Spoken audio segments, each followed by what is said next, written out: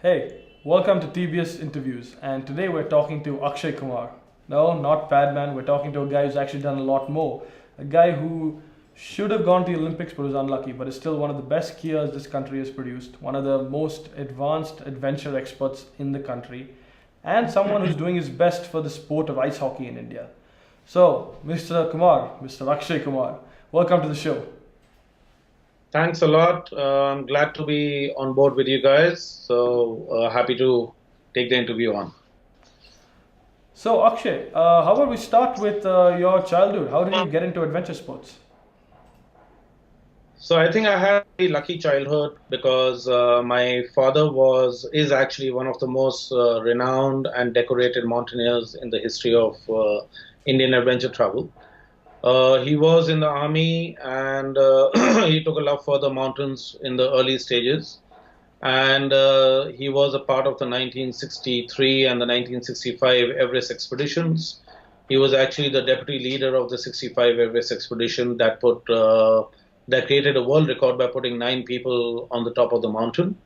He was part of the first summit team that went up because he and his fellow climbers were considered to be the toughest in the country at that time. Wow. But he, as the leader of the summit attempt, had to take a call to return 200 meters below the summit. They had to turn back because the weather packed up. And that was probably a decision that saved the lives of 5 other people. But then the expedition waited for a few days, and then the other parties attempted and succeeded in putting 9 people on top of Everest. And after that, he actually went on to do the first world ascent of Kanchenjunga from the northeastern spur, which was a record that was remained unbroken for almost 25 years. And then he is actually very, very famous for what he's done for the country in terms of getting the Siachen Glacier for India. He was That's the first the person. that's a glacier near Pakistan, right? That's right. That's the highest battlefield in the world. That's where we have all the near the Karakoram Mountains, and that is where we are fighting cold weather battle with Pakistan over control of the glacier. But basically, he got more than 10,000 square kilometers of territory for India without firing a single shot. And the main base camp on the glacier is known as Kumar Base, named after him. So, so So you we were come from lucky some because as strong you come from some strong mountaineering pedigree. absolutely, absolutely. So as children, we didn't have a choice because as luck would have it, he was posted in Darjeeling as the principal of the Himalayan Mountaineering Institute with Tenzing Norgay working along with him at that time. So that's the pedigree that he comes from. And then he took over as the principal of the Indian Institute of Skiing and Mountaineering in Gulmarg. And after that, he was a commandant of the High Altitude Warfare School in Gulmarg, which basically gave us a long stint in Kashmir, where as a 3.5, 4-year-old boy, I started skiing in Gulmarg at that age. So did my sister. Both Wow. of us were young. And we had the opportunity to climb with the Jawans and go for treks. And so that's the only life we ever knew. And college and education was something that we had to go through, so we did. But I think by the time I was 14 or 15, my mind was made up that this is what I want to do in life. And so that's how I'm in the industry. So we've been skiing since we were 4 years old. I trained as a rafting guide when I was 15 while still in school. At that time, there were only 2 other river guides in India. I was the third one. And we basically pioneered the whole sport in the country. And in about 1995, I took over my father's company, Mercury Himalayan Explorations, which was the first adventure travel company in the country. And so that's what I do for a living, and that's what I enjoy doing. So, I mean, I have to ask, you mentioned rafting as well. Another one of your accolades is doing the entire Brahmaputra river, isn't that correct? That's correct. So I had an opportunity that came across our way in 1990, where the Indo-Tibetan Border Police, along with the Japanese Alpine team, decided to attempt the Brahmaputra. And because they had no expertise in river rafting, they actually reached out to us to train the team. And initially, the opportunity was only in training the team and nothing beyond that. So we spent about a month on the Ganga training them to do whitewater rescues and flipping rafts and swimming through rapids because nobody actually knew what the river had in store for us. The only thing that I could make out from the maps that there's a river that goes through a very deep gorge for about 80 kilometers, and nobody knew what lay in the gorge. So So you we had guys to just have went head first. exactly. So we so we basically were training a team to accept the worst and to be able to extricate themselves from the gorge. And we had ropes and mountaineers with them who could pull the boats out if need be because we didn't know what lay in wait for us. Um, the interesting fact was that when the training was getting over, they said, "Oh, we are getting a lot of equipment coming in from Japan for the expedition." And the equipment came in and they came to the river so that they could train on the new equipment that they got. And we opened up, they actually had these literally these 10-foot long toy rafts that were sent to them. So I don't know who did the procurement for the government at that time. And we just looked at that and scratched our heads and saying, how do you expect to do the world's biggest river in these boats? Right. And next thing we knew is the American guide who was supposed to lead the expedition got a report about the equipment and stuff like that, and he said, "I don't want to get involved with something like this," and he backed out. Wow. So there was an opportunity right in front of me. It was the biggest river in the world, one of the last rivers that had yet to be explored. So I jumped into the game and I said that we will handle the expedition, and we organized the equipment and I led the expedition, the technical part of it. And we basically got airlifted from Pasighat by Air Force choppers all the way to a place called Galing, which is right next to the Indo-Tibetan border. From there, we had to walk through the forest for a whole day. And when I say forest, it means really, really big, deep, dense jungles where you need machetes to slice your way through the mountain. So And we all dropped while down. carrying boats? We were carrying ropes. We had the local porters helping us, and it was a big expedition. We had about 95 porters that met us at the helipad in Galing, and then all the gear was basically taken on our heads, and we were carrying stuff on our backs, and we walked for a whole day for about 9 hours to get to the river. And we came to a place called Bona, which is the point where the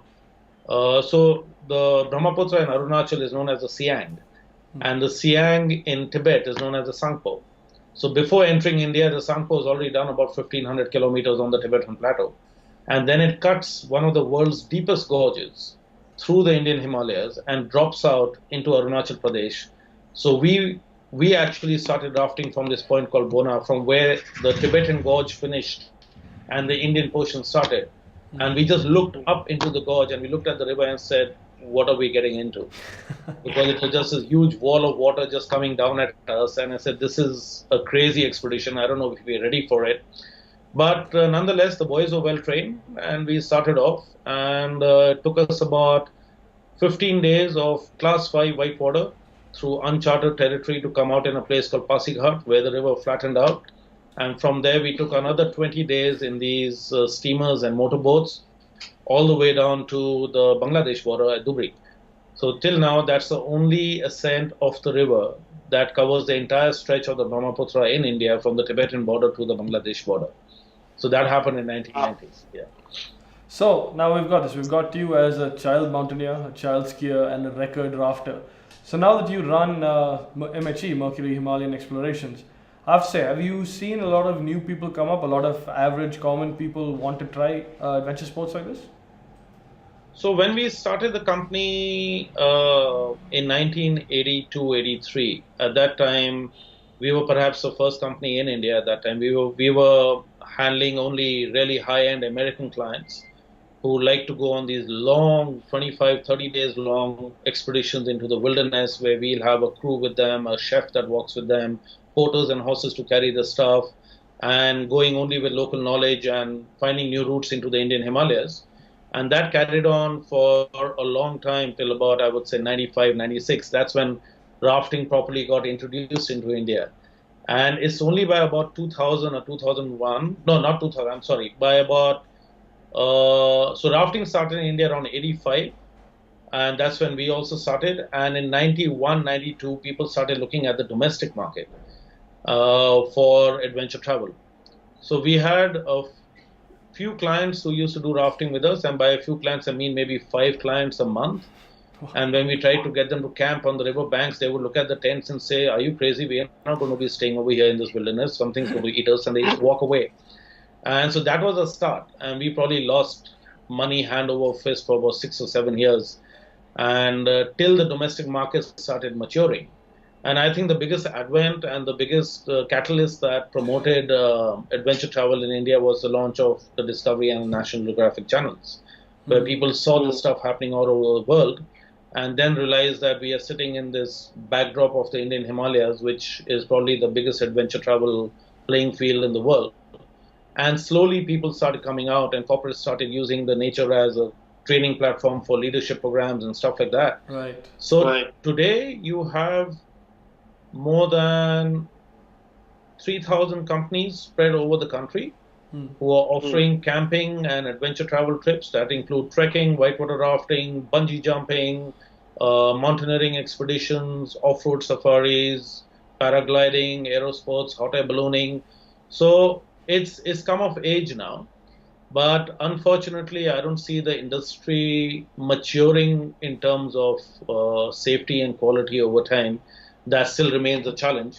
I was the president of the Indian Adventure Travel Association till about a year ago, and through that the biggest challenge we are facing is the domestic market works in a very competitive environment, which basically means that when you get competitive on pricing, you have to compromise on some quality, and unfortunately the quality may or may not get compromised, but the safety does get compromised, because you need to pay real money to have a safe trip. To be clear, so you're saying that because everyone keeps undercutting each other, you get stuck in a situation where people tend to compromise on safety just to give you a cheaper product? Absolutely. So it's the couple of things that really matter in adventure travel trip. Number one is your commitment towards the environment, which basically means that whatever you carry in has to come back out. And to bring that stuff out, you need extra photos and horses to help you with this. And if you don't have the budgets, you're basically going to find a way to bury it or burn the garbage where you are and come back with nothing. The second issue is your client to instructor ratio or client to guide ratio. For companies like ours, we have a client to guide ratio of 1:3 or 1:5. But the budget companies that are in the market today will probably have a guide to client ratio of 1:50 or 1:25. So this is where you're making your compromises, because it always costs money to have extra guides. And one can still survive with simple food. I mean, you can eat Maggie, breakfast, lunch, and dinner and still have a great trek. That's not the real deal.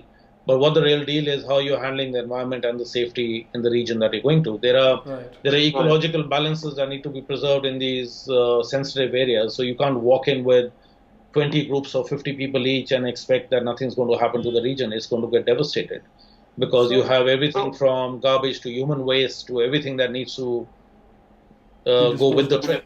And so somewhere you'll have stuff being degraded and environment being impacted. And the second thing that gets hit is safety. I mean, for example, if you do rafting on any river, let's say the Ganga or the Beas, when you go with an operator who's charging you 400 rupees per person or 300 rupees per person for a trip, it actually means that he will just run a single boat trip and overload as many people as he can, because that is what is going to pay back the cost of his guide and the raft hire. But he will not hire a safety kayak, because just to hire a safety kayak takes about 3,000. So if you're not recovering the cost from the clients, then you're not going to do it. So the attitude today that's coming in with the newer companies is, "Chalta hai, I've done it in the past and nothing's going to happen to me." And that is the biggest danger in adventure travel, when you get very overconfident and think that you can beat nature. And that's what a few of us older guys in the business will keep trying to explain to people, that beat nature. You have to respect it every time you hit the river or the mountains, because things turn at the drop of a coin and then you don't know what to do. So Akshay, I have to ask, how do you see the situation changing? Do you think government regulation needs to be brought in? What's the solution? Well, ideally the situation, it has to be self-control. That's the ideal situation. And the second position that is really going to change the scenario is when the client becomes aware of what is out there and which is the operator he's dealing with. So once the clients start doing this, we haven't had to reduce our prices at all over the years, and we have still survived because there are people over there who value safety and they value good service. But majority of the clients are not doing that today. So the first exercise is to get the consumer aware of what he's consuming and who is he going with. The second part is the role that industry bodies like the Adventure Tour Operators Association, which is ATOI, and the Ministry of Tourism will do, is to introduce guidelines and regulations. Unfortunately, tourism comes under the Constitution of India as a state subject. So the final decision on who gets to operate adventure trips remains with the state governments. All that the central government can do is issue guidelines, and they've done that. So as an industry body, what we do is interact with the state tourism bodies, interact with the central government to introduce these guidelines to have checks and balances that come into the system that anybody and everybody can't start an adventure travel company. So today, if you have 5 lakh rupees to invest, it will take you all the time that you need to register a company in the Companies Act, which is a private limited company or a proprietorship. That's all the time you need to actually start running adventure trips. And there is no check or balance that is required by the government or the state government to qualify you to run those trips. So there's a lot of talk that's happening now. I think you see a big change happening in the next 12 to 24 months, couple of years, where the governments are really getting serious about putting in the checks and balances that come with the system so that we have a safe environment for adventure travel available to us. Okay, great. So that hopefully comes into place sooner rather than later. But one of the things I want to talk to you about before I let you go is the Ice Hockey Federation that you started and that you lead right now. Why are you trying to promote ice hockey? What's the connection there?